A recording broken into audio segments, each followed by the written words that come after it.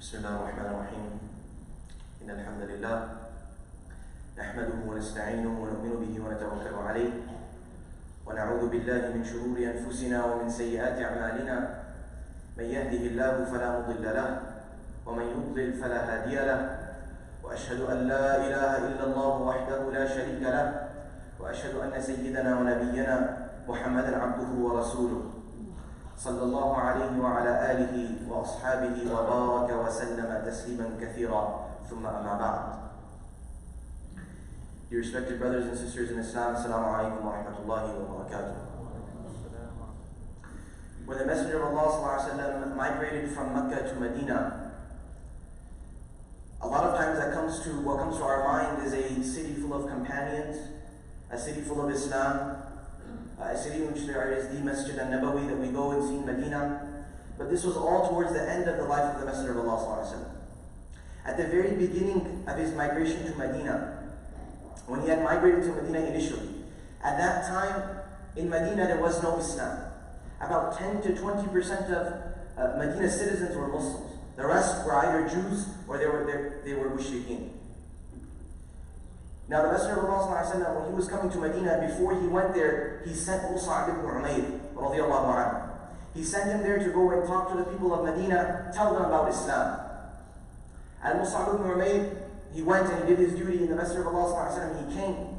And Abdullah ibn Salam, who is a very significant companion of the Ansar, of the Medinan companions, he gives us a bit of an image. He captures an image from us of when the Messenger of Allah ﷺ was coming to Medina. And Abdullah ibn Salam was a Jew. Not only was he a Jew, he was actually the chief rabbi of the Jews in Medina. Abdullah ibn Salam. And he was of those people that Allah says in the Quran that although they were either Jews or Christians, but in their heart they wanted to seek the truth. So he was waiting. He had heard of Muhammad. He said, I'll wait and I'll test this man to see if he's a prophet. And the Messenger of Allah ﷺ, he came.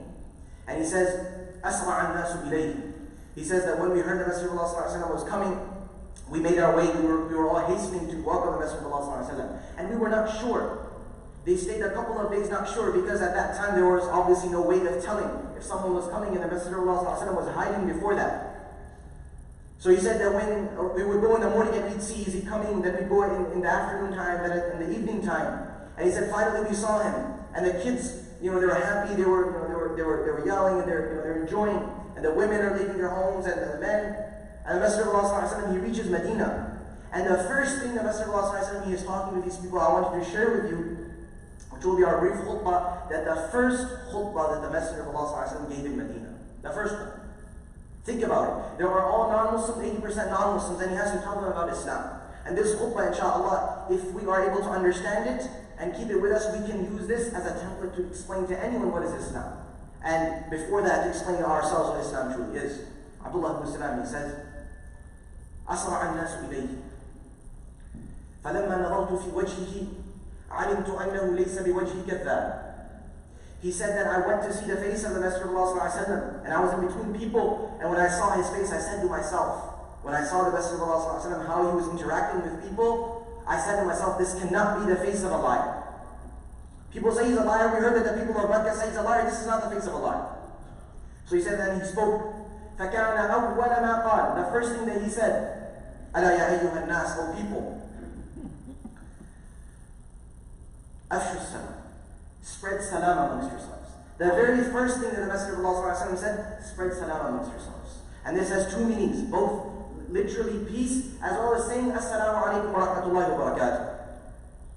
And this seems like a very simple thing, but the scholars of Sirah, they specifically say this is an example used to demonstrate a bigger principle. And we can understand this if we understand what does it mean when I say assalamu alaikum wa rahmatullahi wa barakatuh to someone near me. It has three meanings. When I say assalamu alaikum, it means peace be unto you. It is a statement. It means that I will not harm you. I will not wrong you. I am asking for peace for you. How can I wrong you? The second thing, it's a prayer. It's a dua. I ask Allah to send peace upon you. If I am asking Allah to send peace upon you, why would I want to harm you? The third meaning, as-salam is the name of Allah. I ask as-salam, I ask who is as-salam to be with you. Assalamu alaikum wa rahmatullahi wa barakatuh. This is what it means, and this is what we are supposed to be thinking. That before we even ask someone's name, we say, I want good for you. I don't want bad for you. I want good for you. That's the first thing we think of. Afshu salam. And then he said, Sallimu, sallim ala man arafta wa ala man lam ta'rif. Send salam to the person who you know and you don't know. When we meet each other, we only say salam to the person we know, our friends. But why is the Messenger of Allah telling us to give salam to those other people who we don't know? So we get to know them. So that we build a community, that there is brotherhood. The second thing, أطعم الطعام. Feed, it would literally mean feed food. But the meaning of أطعم الطعام is feed those who are in need of food. The first part discussed about brotherhood, about within the Muslims. The second part, social work. Again, it's an example with a bigger principle, social work. Sadaqah, helping out the poor people. أطعم الطعام. And to demonstrate how important it is to feed people, to help them out, those who are in need. The Messenger of Allah, when he was in the cave of Hira and he received his first revelation, and he came home and he was scared, and he ran to Khadija and he said, Zammiluni, Zammiluni, wrap me up, I'm scared. لَقَدْ خَشِيتُ عَلَى نَفْسِي. And in one riwayah, أَنْ يُجَنَّ جُنُونِي, that I'm scared what's happening, I'm seeing things. What is the thing that Khadija said to him? She said, كَلَّا لَا يُخْزِيكَ اللَّهُ أَبَدًا. No. Allah will never disgrace you. Why? إِنَّكَ لَتَصِلُ الرَّحِمِ. You are a person who strengthens family ties. وَتَحْمِلُ الْكَلِّ. And you bear very hard difficulties in helping other people out. وَتَكْسِبُ الْمَعْدُومِ. And you earn for the person who is not able to earn. وَتُعِينُ عَلَى نَوَائِبِ الْحَقِّ. And all of the virtues have gathered in you. You do every good thing. The question comes, who was the Messenger of Allah feeding and helping? There were no Muslims in Mecca at that time. There was no Islam at that time. He was helping the non-Muslims of Mecca. That was the first way of getting the message across, is to help these people. The third thing, وَصِلُ الْأَرْحَامِ. Make sure your family ties are strong. If outside you are a perfect person with a smiling face, but in your house you have a disgusting behavior towards your spouse, towards your children, if the children are disrespectful to their parents, then none of the other stuff matters. Silul arham. Make sure that within your family, in your house, you're smiling the way you smile at everybody else outside as well. And the fourth thing, وَصَلُّوا بِاللَّيْلِ وَالنَّاسُ نِيَامٌ. That pray, take some time out to pray in the middle of the night when people are sleeping, in seclusion, when nobody sees you. So 4 things. The first was about brotherhood in the community. The second was about social work, helping those who are in need. The third was about the family, and the fourth is about personal worship. All 4 of these, they form what the scholars of Sirah called Arba'uddin, Rub'un min Arba'uddin. Each one of them is a corner of the 4 corners of Islam. You have ibadah, you have social work, you have sadaqah, and then you have the family, and then you have your worship as well. All 4 corners, you're covered. And then what's the result? تَدْخُلُ الْجَنَّةَ بِسَلَامٍ. You will enter Jannah in ease, in peace. Follow these 4 things, stick to these 4 major parts of the deen, you'll enter into Jannah. But then the question comes, how do we attain these 4 things? And this is inshallah what I'll end with. These 4 things can only be attained with a strong masjid, a vibrant masjid. A masjid which is a center of learning, which is a center of charity, which is a center of all sorts of good. It's coming from this masjid. Which is why the Messenger of Allah, the first thing when he came to Medina is what, after he gave his khutbah, he said, prepare yourselves, we are going to build a masjid. And some companions, they were so happy that كان عمار يحمل لبنتين لبنتين. Ammar ibn Yasir, he was carrying two bricks. Everybody was carrying 1 brick, he would carry 2 bricks. He was so excited to build a masjid. Alhamdulillah, we don't have to do that. The masjid has been built for us. We have a beautiful structure, a beautiful facility for us, which we enjoy. But the second part is ensuring that the masjid is vibrant. That's what the Messenger of Allah did in the rest of those 13 years. To the point that the last thing he did, 2 days before he passed away, he could not walk. He called us Zubayr ibn Awam and Abdullah ibn Abbas. He put one hand on Zubayr, one hand on Abdullah ibn Abbas. He said, take me to see the Muslims. I want to see the masjid. And his room was adjacent to the masjid, in Aisha's room. He went into the masjid and he saw the believers praying. And Abu Bakr was leading them in prayer and he smiled. He was happy to see the masjid filled with Muslims. And what did he say? Abu Bakr saw it. Abu Bakr saw it from the corner of his eyes. So he said, كنت أريد أن أتأخر لرسول الله صلى الله عليه وسلم. I moved back. I said, how can I lead the Masjid of Allah? But the Masjid of Allah, he said, no. He said, after me, I want the Masjid to be the same way. So he did not come and say, he said, Abu Bakr will lead. And he prayed behind him. Only one of two companions of the Masjid of Allah prayed behind him. The last thing he was concerned about was making sure the Masjid was vibrant. The first thing he was concerned about was making the Masjid vibrant. And this asks us the question, that where do we stand from this? كان السلف أشد الناس محاسبة على نفوسهم. The early generations, they would ask themselves when something was said, where do I stand? Where do I stand in community involvement? Where do I stand in my personal worship, in my social work, and helping establish my masjid? What have I given? And everybody has something to give. And in order for us to realize this, the key principle is that we become selfless people. I am not just what my job is, what my school is, what my business is. No, I am that, and I am a community member. There is something I owe to the masjid. Whatever I can bring, let me ask the board, let me ask the brothers of the masjid. Let me raise a question, what can I bring to the masjid? What can I do? I would like to help out. This is what I have to offer. I have money, I have time, I have a skill, this is what I can offer. Is there a way I can utilize this for the masjid? That's the question we should be asking. And in order to understand this, I'll leave with an example, inshallah. The great Imam Abu Hanifa, rahimahullah, one of the great Imams, a student of the companions, rahimahullah, a great intellectual mind that the Muslims have. He was a man out busy with studying. He's a man of knowledge, a man of fiqh. And he had a neighbor who was a drunkard, a man that used to drink very often. And he used to say a line of poetry, أضاعوني فأي فتى أضاعوا ليوم كريهة وسداد ثغري. He said they wasted me. This drunkard man, he didn't like religion. He did not like religious people. So he said, these religious people, Abu Hanifa, they wasted me. ليوم كريهة وسداد ثغري. As if they wasted me the way you send someone out to die in war, to get rid of the person, or to fill in some sort of a gap. You don't really need that person. This is what these people are doing to me. And this man, one day the police saw him drinking and they took him, and he was imprisoned. And Imam Hanifa, when he came, he was with his students studying. He said, I don't hear this man. He says this line of poetry. Where's this man?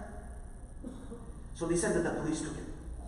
So Imam Hanifa, he went to the prison. And at that time, the judges that were there, and Imam Hanifa at this point, he was offered to be the Qadi al-Qudat, the chief justice of the entire Muslim land, and he had refused. So obviously every judge knows who is here. So he said, oh Imam, how can we help you? You have come to the prison. So he said, I'm here to bail someone out. So he said, of course, we're here to bail someone out. Imam Hanifa is vouching for someone. He said, this drunkard. He said, this man? He said, yes, this man. So when he came out, and he said, who would possibly bail me out? And they said that Imam is standing, Imam Hanifa is here to bail you out. So after that day, Imam ibn al-Jawzi, this is an authentic story mentioned by Imam ibn al-Jawzi, rahimahullah, in Sifat al-Safwa. He says, after that day, not only did he leave drinking, صار من أهل الصف الأول. He became from the people that would pray in the first row. And Imam Hanifa would say to him, وَهَلْ أَضَعْنَاكَ? Imam Hanifa would say, did we waste you? No. But this person, what brought him out?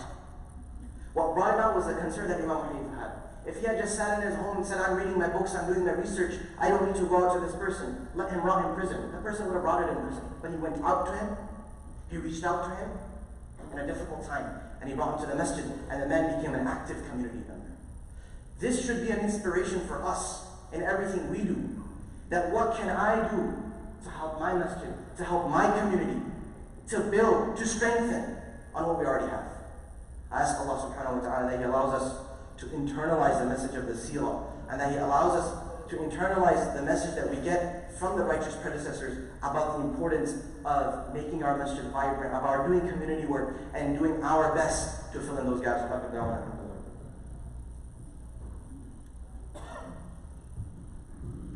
Jazakallah khair, Sheikh Hamza.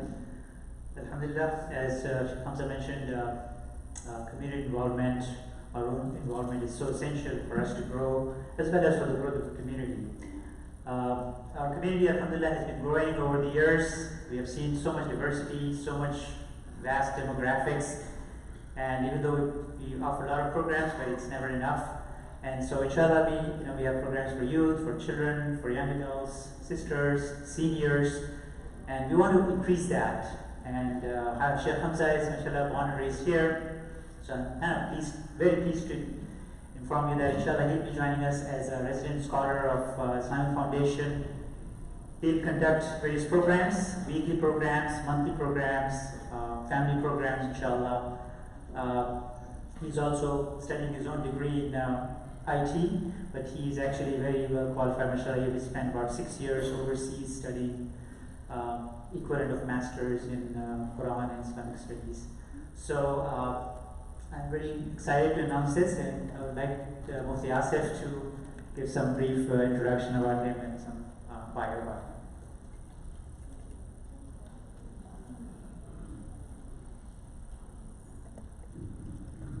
Assalamu alaikum wa rahmatullahi wa barakatuh. Inshallah, Jazakallah khairan, Dr. Saab. As Dr. Saab mentioned, this is some wonderful news for the community. You know, just in the past few weeks, and I told Dr. Khaja about this as well, almost every week, multiple people have been coming to me after Salah and meeting me and saying, Assalamu alaikum, I'm new here. I just moved here. I'm new here. It's just amazing how much this community is growing, how many people are coming, how many more new faces that we see. So it's something beautiful about our community, alhamdulillah, that really brings a lot of people in and people become attracted to our masjid. We have such a diverse community, we have a school, we have so many different things over here. And as Dr. Saab said, there's so much that can be done in this community. Sheikh Hamza, mashallah, just gave a beautiful reminder in a khutbah about making the masjid vibrant. How do you make vibrance in a masjid? Right, so one of the things that we can do is to have more programs, inshallah, that will be attractive towards different people and different age levels, demographics, and so on and so forth. So, Jazakallah khairan to the Shura for opening up this position of a resident scholar. It's something which is a very important position for large masajid nowadays to have. So, no one better that I can think of than keeping one of our own in the community, Sheikh Hamza, mashallah. He was raised here in this community, and before even talking about his abroad studies, he, mashallah, was also the first graduate of our very own Darul Quran Foundation. He was the first Hafid of Quran to memorize the Quran. Now we see, mashallah, 70-something Hufaz have memorized the Quran. He was number one, the first one to finish. So he's a pioneer in that regard. But mashallah, then he traveled abroad and he studied at the very famous Al-Hassanain Institute of Advanced Islamic Studies in Faisalabad, Pakistan. This was under the tutelage of the well-known Sheikh Tariq Jamil Saab, who many people know. And his studies focused on the Arabic language as well as foundational Islamic sciences. And he studied there with other great scholars such as Sheikh Ramzi al-Habib al-Maliki and Mufti Ahmad Ali, also well-known scholars, especially to those who are from Pakistan. And he completed his formal studies, which are, as Dr. Saab said, an equivalent to master's degree in Arabic and Islamic studies at Darul Uloom Karachi, a very famous institute where he studied under the Grand Mufti, the Grand Jurist of Pakistan itself, Mufti Taqi Uthmani Saab. So he holds various ijazas, various, you can say, licenses from his asatida in order to teach the Islamic sciences. And he is currently pursuing postgraduate studies in Ifta. He's becoming a mufti as well, mashallah. And he is also studying and pursuing a degree in IT and information technology. So these are some of the things that Sheikh Hamza is doing. And as you can see, mashallah, he's a young man, but he's a wonderful speaker. He really brings a lot of attention, when he speaks. Very good speaking style and a lot of knowledge. So some of the things, inshallah, that he will be doing to help us in the community and to benefit our community, he'll be doing some more Jumuah khutbahs, inshallah, as well as starting some weekly and monthly programs, as Dr. Saab said. For example, and Hamza will mention about this in just a bit, but he will be doing a Sirah series, inshallah, as well as future programs like an interactive tafsir program, workshops on different things like spiritual, intellectual, and educational workshops, as well as family theme nights for families, for children, and youth events as well, working with Mistle and our youth. We'll be conducting halaqas and different things like that. So he will have a lot of programs and a lot to offer for this community, inshallah. We look forward to working with him, and we look forward to having him on board as one of our homegrown students, inshallah. And besides Hamza, we have so many homegrown students here who are still studying abroad, inshallah. So we can, our community can really, inshallah, become something special. Like we see what's going on in Dallas and in Chicago and other places. We have so many people who are studying, inshallah. Our community can also become like that. Jazakallah khair. Now, may I request, could you please pass the donation boxes and donate generously? I would also remind that you all know about our expenses, so please sign up for Check-O-Matic, automatic Check-O-Matic, even if it's $25 a month or $50 or anything. That would help increase the funds for the masjid to pay all the expenses. Also, starting tomorrow, we have a lot of programs. So tomorrow at 11 a.m. there is a program in Infra Library about solar energy, and it's one of the environmental initiatives. So please come and join 11 o'clock in our Infra Library.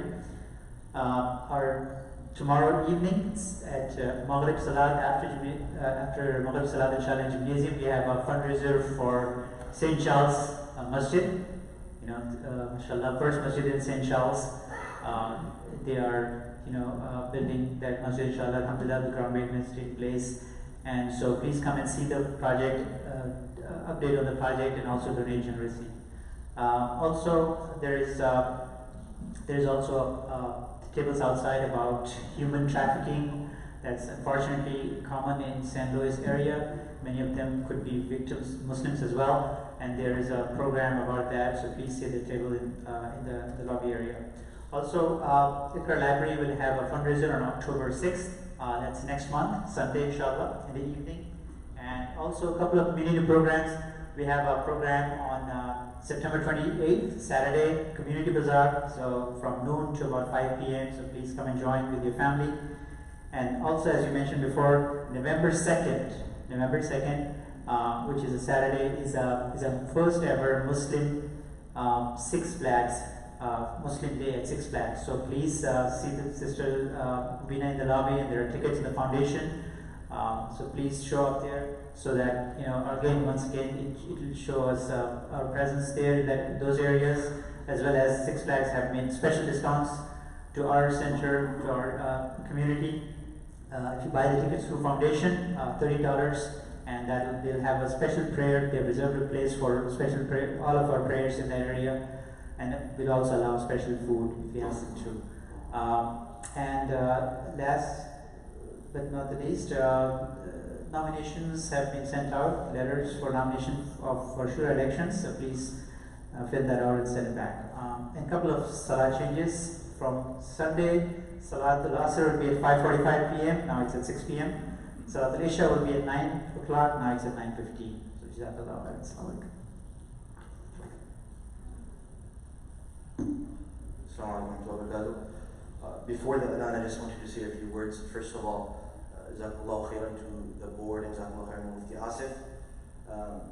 The reality is that, first of all, this is from the sake of Allah subhanahu wa ta'ala that He has given me this opportunity. And then them, my parents, everybody else that has helped me get here. I'd like to take a moment to thank them and ask that you remember them in your dua. I would also like for you to, inshallah, keep me in your du'as and make specific du'as, especially for sincerity, for ikhlas, for strength, and that I am able to serve the community in what is in the best interest of the community. And inshallah, there will be a number of programs. We're working on the schedules and logistical things that will be announced. So I ask that you, inshallah, follow the masjid's email, subscribe to the masjid's email on islamstl.org, and follow the Facebook page. And inshallah, the first thing that inshallah we'll be starting with, we're still figuring out the day, inshallah, but it will be an in-depth seerah. So this is not a crash course or some sort of a weekend course. This will be once a week, and it will be a detailed, in-depth look at the seerah, starting from when the Prophet ﷺ was born until his death ﷺ. And we'll have the chance to inshallah share all of that he went through, examine all of that, and learn from that and benefit from that, inshallah. Jazakallahu khairan. Assalamu alaikum.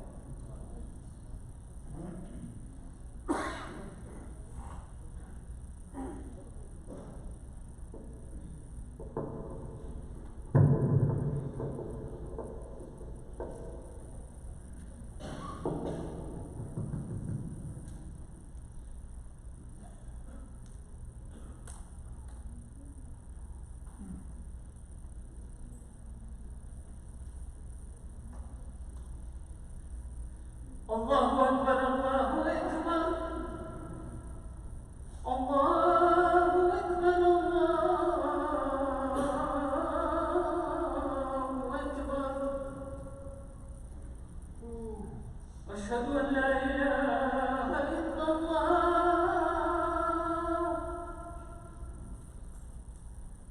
أشهد أن لا إله إلا الله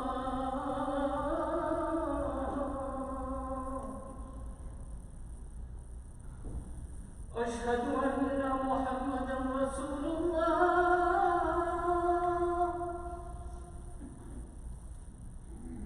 أشهد أن محمدا رسول الله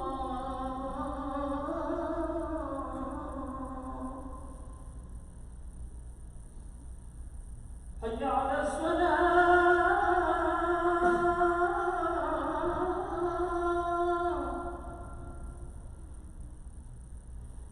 حي على الصلاة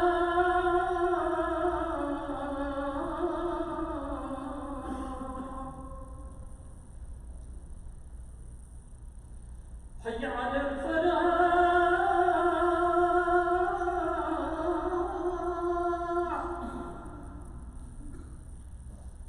حي على الفلاح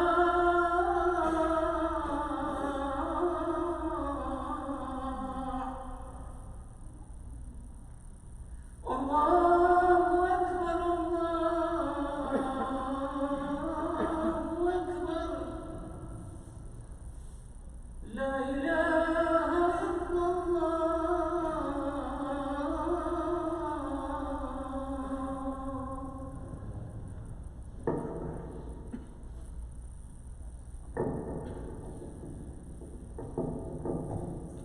إن الحمد لله نحمده ونستعينه ونؤمن به ونتوكل عليه ونعوذ بالله من شرور أنفسنا ومن سيئات أعمالنا من يهده الله فلا مضل له ومن يضلل فلا هادي له وأشهد أن لا إله إلا الله وحده لا شريك له وأشهد أن سيدنا ونبينا محمدا عبده ورسوله صلى الله عليه وسلم ثم أما بعد فيا معاشر الإخوة تحدثنا عن لمحة من لمحات السيرة النبوية المباركة وتحدثنا عن أول خطبة خطبها النبي صلى الله عليه وسلم في المدينة المنورة وتحدثنا عن الحديث الذي رواه عبد الله بن سلام وتحدث فيه عن أرباع الدين وعن كل ربع من أرباع الدين وأهميته في حياتنا. فأسألكم أن تعاونوني في هذا الأمر وأن تركزوا وتحاسبوا أنفسكم على هذا كذلك وتتفكروا بأي طريقة يمكننا ويمكنكم جميعا أن نساعد مجتمعنا ونقوي مسجدنا إن شاء الله تعالى. بارك الله لي ولكم في القرآن العظيم ونفعني وإياكم بالآيات والذكر الحكيم.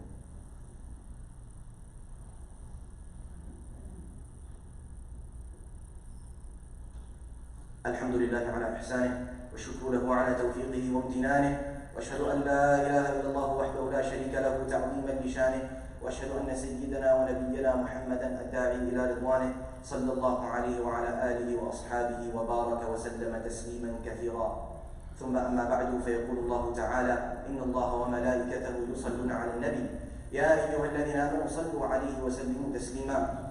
اللهم صل وسلم وزد وبارك على نبينا محمد وارض اللهم عن الخلفاء الراشدين أبي بكر وعمر وعثمان وعلي وعن سائر الصحابة والتابعين وعنا معهم بعفوك وجودك وكرمك يا أكرم الأكرمين. اللهم إني داع فأمنوا. اللهم أعز الإسلام والمسلمين. اللهم أعز الإسلام والمسلمين. اللهم أعز الإسلام والمسلمين. اللهم انصر الإسلام والمسلمين في كل مكان.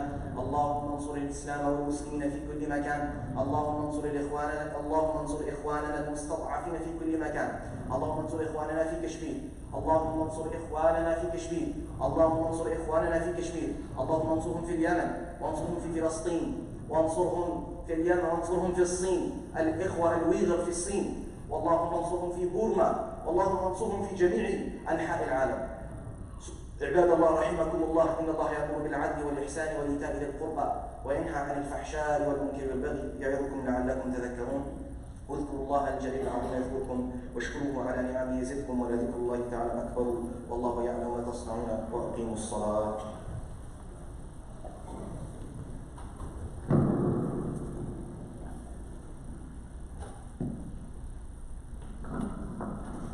الله أكبر الله أكبر أشهد أن لا إله إلا الله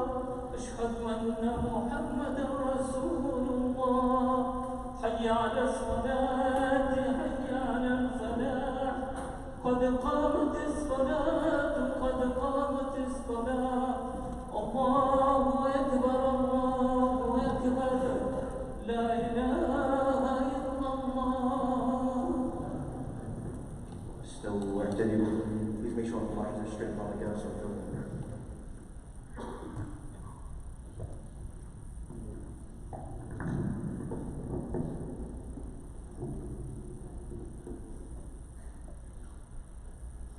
الله أكبر.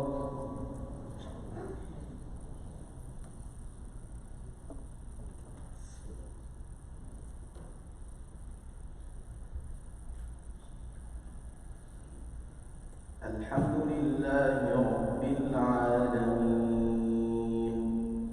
الرحمن الرحيم مالك يوم الدين إياك نعبد وإياك نستعين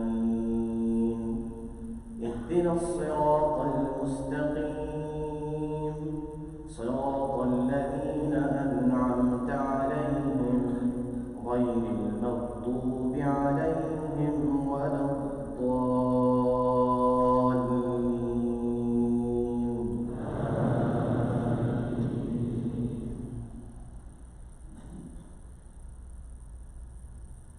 قد أفلح من تزكى وذكر اسم ربه فصلى بل تؤثرون الحياة الدنيا والآخرة خير وأبقى إن هذا لفي الصحف الأولى صحف إبراهيم وموسى. الله أكبر.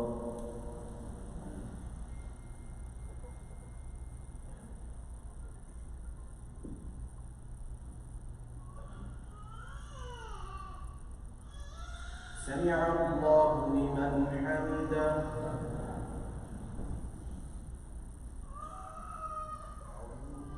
الله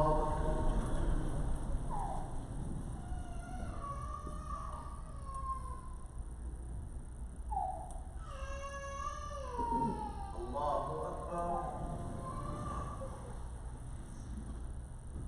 الله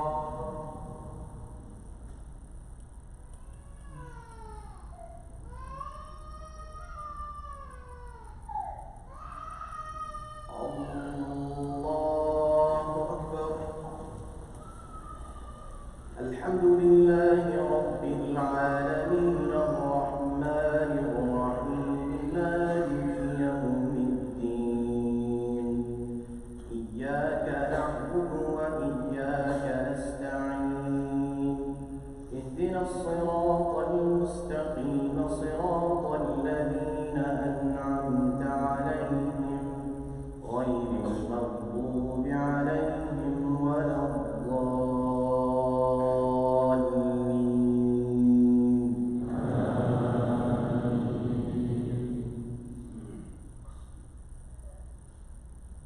أفلا ينظرون إلى الإبل كيف خلقت وإلى السماء كيف رفعت وإلى الجبال كيف نصبت وإلى الأرض كيف سطحت فذكر إنما أنت مذكر لست عليهم بمسيطر إلا من تولى وكفر فيعذبه الله العذاب الأكبر إن إلينا إيابهم ثم إن علينا حسابهم. الله أكبر.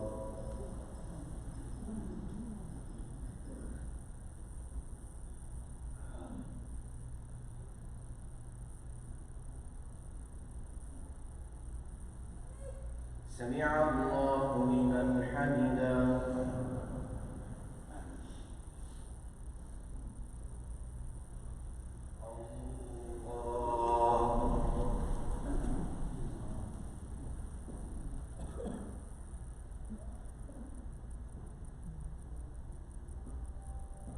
الله أكبر.